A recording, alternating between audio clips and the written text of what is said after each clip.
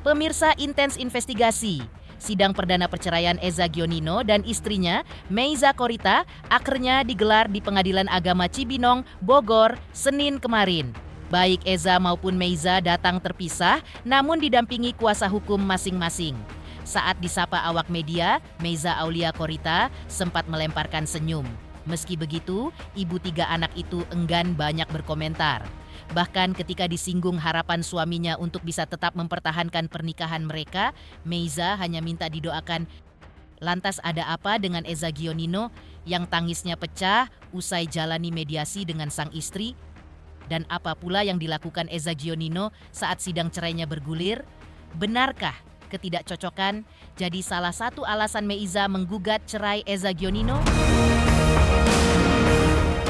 Pemirsa, bersama Intens Investigasi, kami hadirkan kabar terkini, terpercaya, dan teraktual. Tetapi sebelumnya, jangan lupa untuk like, subscribe, dan juga share channel YouTube ini.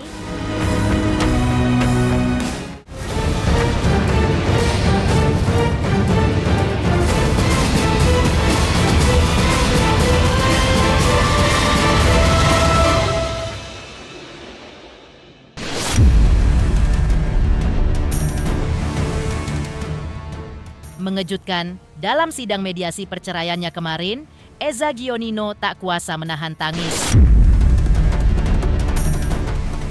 Ia mengungkapkan rasa luka dan kerinduan yang mendalam terhadap anak-anak dan istrinya. Lantaran, sudah 1 bulan lamanya Eza Gionino tidak bertemu dengan mereka, dan hal itu membuat emosinya memuncak di ruang sidang. Eza Gionino menyebut bahwa sidang mediasi tersebut berjalan lancar. Dan meski kini mereka berada dalam proses perceraian, namun aktor pendukung sinetron Cynthia di Ujung Sajadah ini tidak menampik jika dirinya masih menyimpan rasa cinta kepada sang istri. Meiza, suruh nengok dikit ya, cakep. Emang cakep sih. Meiza. Bang Randi sedikit aja, sedikit aja. Mau rujuk juga nih kayaknya perdamaian gimana kayaknya? Doain aja, kita lihat hasil mediasi hari ini.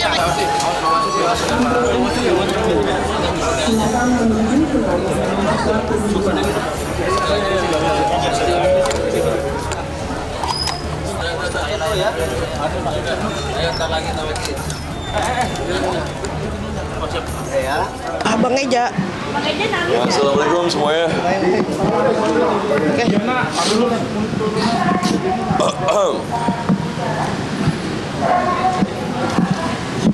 Sekali lagi terima kasih teman-teman semuanya udah hadir sini. Sekali lagi terima kasih teman-teman udah hadir sini.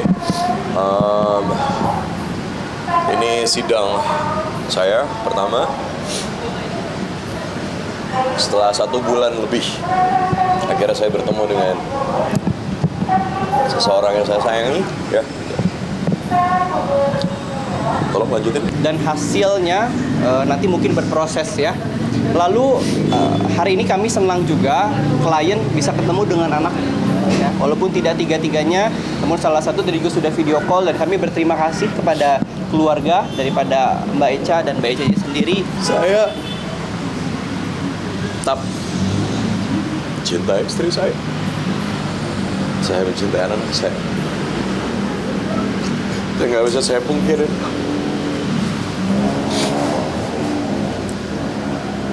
Dan alhamdulillah tadi saya udah ketemu dengan keluarganya. Saya bisa berpelukan sama mereka aja, saya udah bahagia. Apalagi saya ketemu istri saya, ketemu anak saya.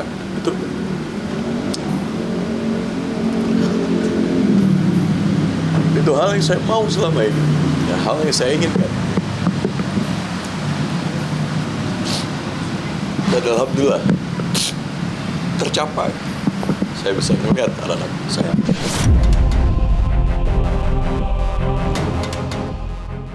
Eza Gionino pun menjelaskan alasan mengapa dirinya tidak dapat bertemu dengan anak dan istrinya selama 1 bulan terakhir ini. Hal itu disampaikan meskipun menurut kuasa hukum Meiza Aulia, pihaknya tidak pernah membatasi pertemuan antara anak-anaknya dan Eza Gionino. Eza Gionino juga mengungkapkan bagaimana cara dirinya tetap berkomunikasi dengan sang anak selama masa tersebut. Saya bertemu orang yang saya cintai setelah sekian lama saya gak ketemu, saya baru ketemu. Baru ketemu anak saya tadi.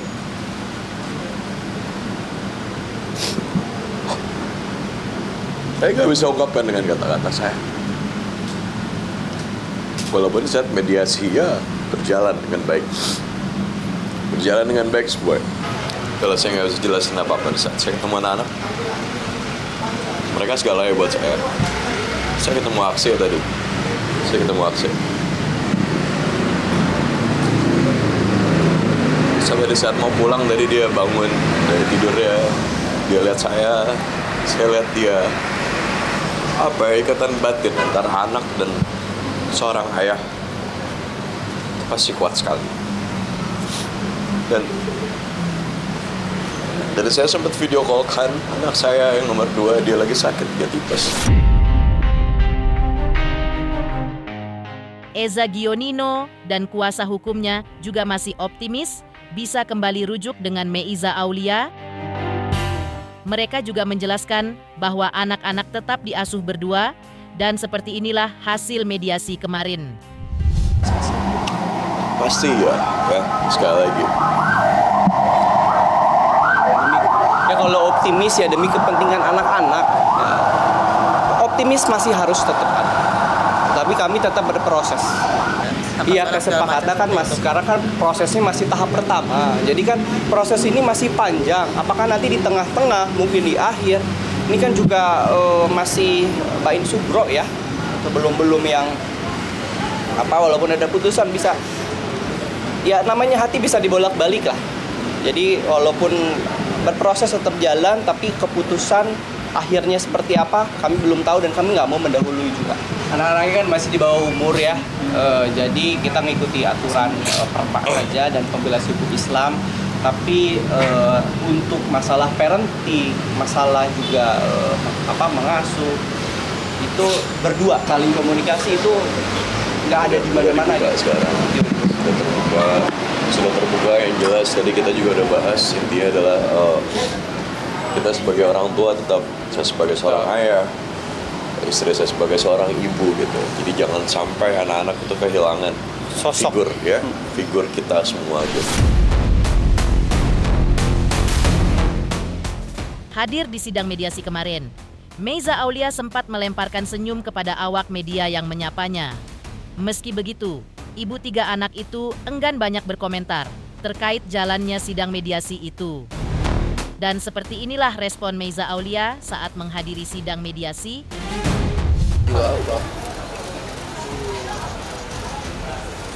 Meiza, suruh nengok dikit ya, cakep. Emang cakep sih. Meiza. Bang Randi sedikit aja, sedikit aja.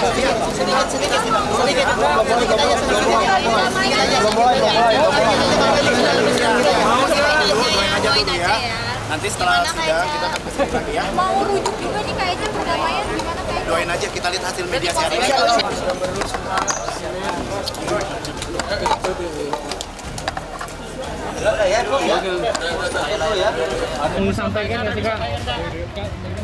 Sama lawyer saya aja ya nanti ya. Maaf ya. Kuasa hukum Meiza Aulia pun menjelaskan hasil sidang mediasi yang digelar kemarin. Menurutnya, dalam sidang perceraian tersebut telah tercapai sejumlah kesepakatan, yaitu kedua belah pihak sepakat untuk bercerai, hak asuh anak jatuh kepada Meiza Aulia, dan besaran nafkah pun telah disepakati dan disesuaikan dengan kemampuan Eza Gionino. Dan inilah kisaran nafkah yang telah disepakati oleh Meiza Aulia dan Eza Gionino. Jadi sudah ada sebagian kesepakatan, sepakat untuk perceraian juga, ya, sepakat untuk hak asuh anak ada di Mbak Eca atau klien kami, dan juga terkait nafkah anak juga. Untuk nominal mungkin kami nggak bisa sebutkan ya angkanya sesuai kemampuan dari Mas Eja aja. Jadi memang untuk hak asuh anak ada di klien kami, tapi untuk akses ketemu dengan anak itu nggak ada waktu batasan dan yang lain itu nggak ada. Jadi memang pada intinya dari sisi Mbak Ica tetap kooperatif gitu, bahwa anak-anak juga harus butuh yang namanya figur seorang ayah. Satu lagi Ida juga ada kesepakatan tadi dari kemampuan Mas Ija, dan klien kami juga tidak keberatan akan itu. Nominalnya ada puluhan juta? Ya. Dari tangis Eza Gionino yang pecah usai jalani mediasi dengan sang istri. Lalu, apa yang dilakukan Eza Gionino saat sidang cerainya bergulir? Selamat untuk Intens Investigasi karena sudah mencapai 3 juta subscribers di YouTube. Sukses selalu dan all the best.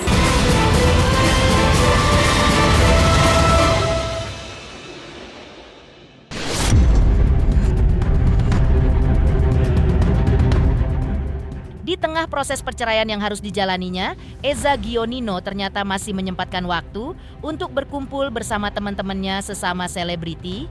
Sepertinya inilah cara Eza Gionino untuk sedikit melonggarkan pikirannya menghadapi kondisi rumah tangganya yang kini berada di ujung tanduk.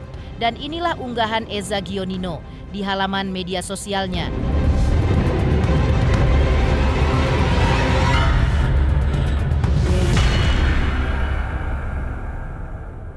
Sebelumnya, Eza Gionino justru membantah keras dugaan kekerasan dalam rumah tangga serta isu orang ketiga yang sempat beredar luas di publik.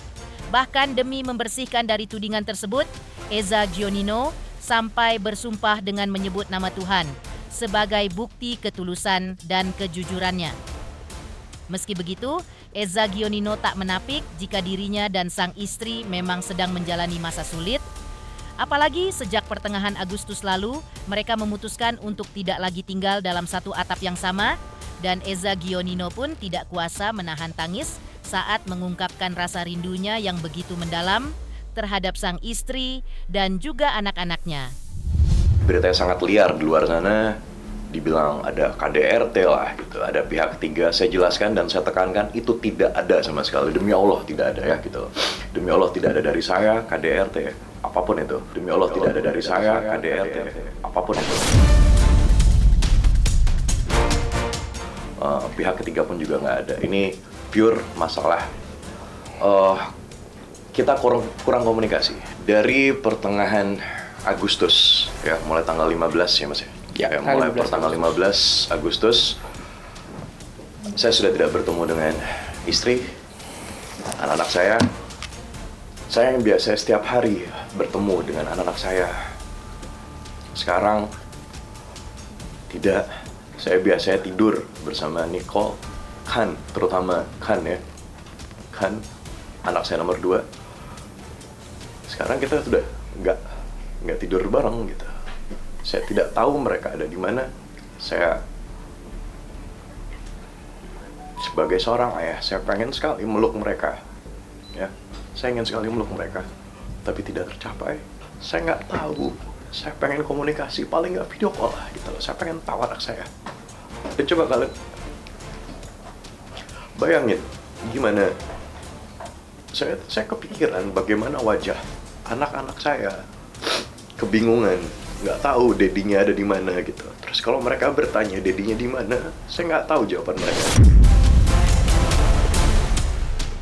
Menepikan apa yang dilakukan Eza Gionino saat sidang cerainya bergulir.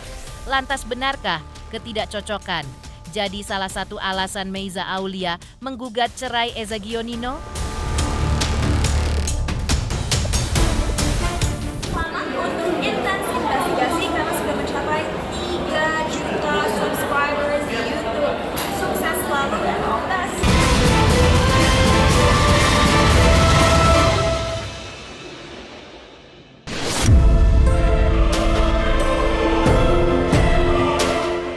Sempat menjadi tanda tanya, namun pada akhirnya lewat kuasa hukumnya terkuak alasan dibalik keputusan Meiza Aulia menggugat cerai sang suami.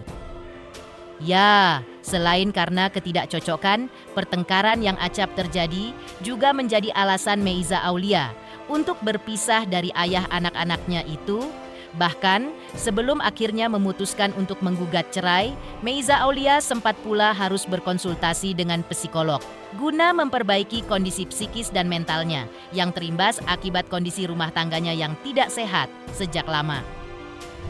Dan kalaupun ditanya untuk perihal alasannya seperti apa, pada intinya dari kurang lebih 7 tahun pernikahan, dari tahun 2018 sampai 2025, ini sudah bentuk akumulasi ya dari 7 tahun tersebut, up and down lah namanya rumah tangga, sampai akhirnya dari sisi klien kami atau Mbak Echa merasa bahwa tahun ini adalah tahun yang tepat buat dia untuk mengajukan gugatan cerai. Secara umumnya memang tidak ada kesesuaian lagi, tidak ada keharmonisan lagi antara Mas Eja dan Mbak Echa.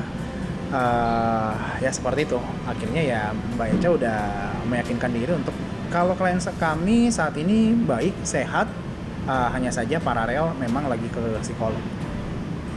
Bang, ini kan tadi bisa